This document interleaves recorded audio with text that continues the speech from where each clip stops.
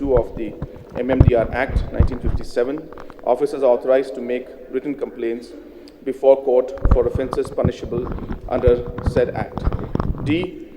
Strict instructions have been passed to Deputy Commissioners and Superintendents of Police to control illegal coal mining and enforce ban imposed by Honorable NJT. E. The government has been issuing prohibitory orders to stop illegal coal mining from time to time. Mr. Speaker, sir, looking at the reply, the government try to sidestep pointed questions that asked if illegal mining and transportation was continued in Meghalaya despite the ban imposed by Honorable NGT. But instead, a series of action that the government has asked to ensure that no illegal mining of coal taken place in the state. I mean, the basic question is that whether illegal mining and transportation of coal is continuing or not in this state.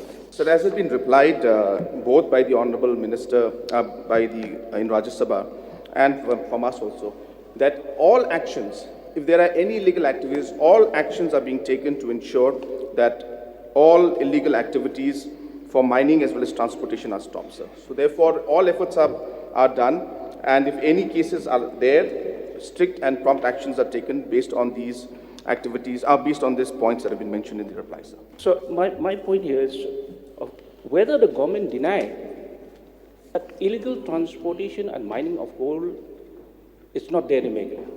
So we have been very clear that the government will never allow any kind of illegal activity, whether it's illegal mining or illegal transportation if there is any case.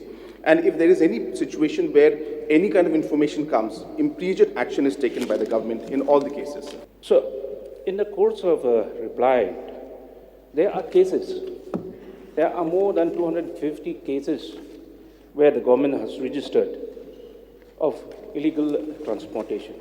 May I know from the Honorable Chief Minister whether these cases has been registered? May I know from the Honorable Chief Minister whether investigation is carried on?